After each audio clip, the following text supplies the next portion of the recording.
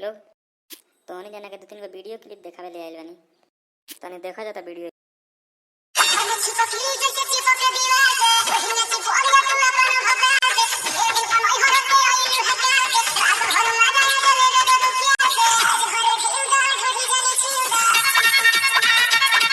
अभी दोनों भाई बहन के बहन छिनारा का हवसन वो तो हम नहीं जानते। देखा था जन कैसे उनकर ढोड़ी छील लेता।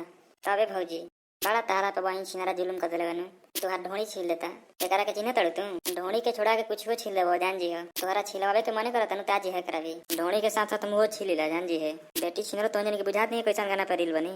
अच्छा भाई तोहने जना बतावा जकर माई देखबई से वीडियो त का कहबई अबईस कला माये बाबू सपोर्ट करत त बहन छिनरी से गाना बनावत रही सब वीडियो बतिया त ठीक कहत तू तनी भाई तनी हिंकर देखा जा।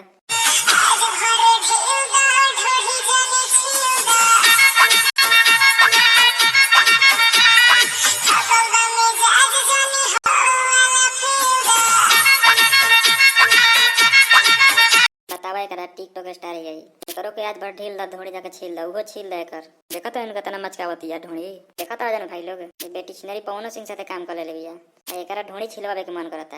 आओ ना हमरा बियारा में अब तोरा के बताऊं कि ढोड़ी कैसे छिलाला। एक बेर छिलवैले न कि दोबारा ना छिलवावे के मन करबो जान जी है। तनी हई विक्टोरिया के देखला जा दोनों पति पत्नी के बके चोदन के।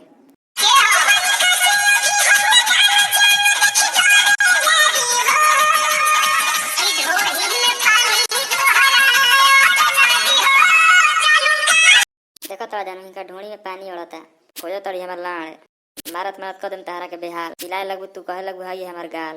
यार बहन से दो लोग मजाक बना कर रख दे पड़ जब भोजपुरी के लंगटे नाचे के मन करतो नाच बेटी छिनरी सब कोई देखी असलील तोरा जब देखावी के मन करता तारा बहन से तो साया पर नाच खूब वायरल होवे देख लेला जन भाई सबके कारनामा सारा गाना के ले बड़न बुलेट राजा के ह खूब तोहार ढोड़ी छिलाता तारा बहन से दो तोहार हम गाड़ छील के उजर कदम जान जी हो तोहार ढोड़ी छिलाता न भी यार चूतर लगा देम जानू कि फाट के चिंगारी फेंके लगी जान जी हो। अब तारा के देवाल में सटावल निकाल देम जा पोर्न स्टार भइल बड़ा जातो जाना मनी के तरह बहन चोद गानो गावत तोड़ा ससलीला वीडियो बनावत तोड़ा ससलील। ठीक है भाई लोग वीडियो अच्छा लगे चैनल के सब्सक्राइब कर दे जा लाइक कमेंट शेयर कर दे जा मिलत है अगला वीडियो में। थैंक यू भाई।